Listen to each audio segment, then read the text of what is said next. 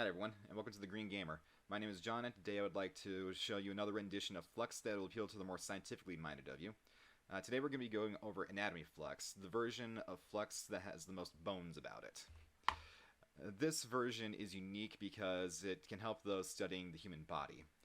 This game is for 2 to 6 players and ages 12 and up because it talks a lot about body functions and the human body.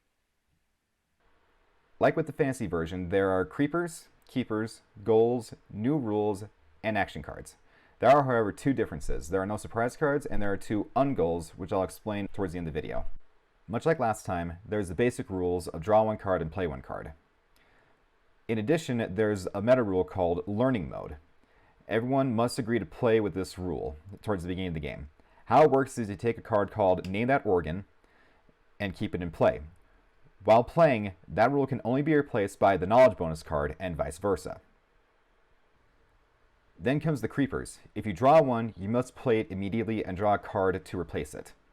The three creepers are virus, mutation, and bacteria, and you must attach it to a keeper immediately.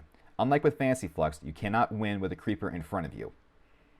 The keepers this time around represent different parts of the body, like blood vessels and the brain. Like last time, each of the keepers are necessary to win. The gold cards represent different body functions and parts of the body. For example, skull is brain and bone, while it's alive is brain, heart, and lungs. To win, you must have each of these keepers on the gold card in front of you.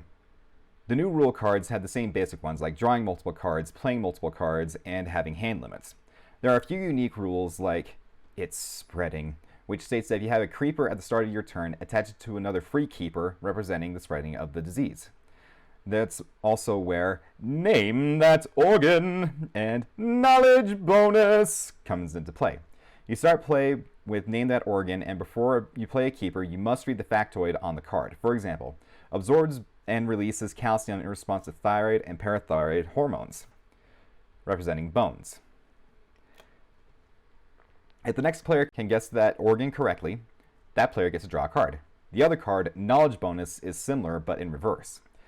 Before you play the keeper, you have to name that card, and then the person next in line can guess the factoid on the card correctly. Then they also get to draw a card. The action cards have some of the same basic ones, like drawing 3 cards, trashing rules, and trading hands. A couple of set unique action cards are It's Cured, where all creepers are discarded, detached from their keepers. If the rule It's Spreading is in play, discard that card as well. Appendectomy, it can only be played if the appendix is in play or is in someone's hand. They have to get rid of that card, and they get a draw card. Since you are the one that played the card and therefore performed the surgery, you draw a card as payment. You can draw 2 cards if the appendix had a creeper attached to it as well. There is a new set of cards called Ungoals, marked with red. If the conditions are met, the game ends and no one wins. Disease, if one player has 2 of the 3 creepers in front of them, everyone loses. Cancer is if the player has the mutation and either lung or prostate in front of them. This particular version of the game has some great appeal to those in the medical field. I have family and friends that are in the medical profession, and I could never do what they can do. Thanks for watching, and don't forget to like, comment, and subscribe so you know when I upload next. And until next time, GG's.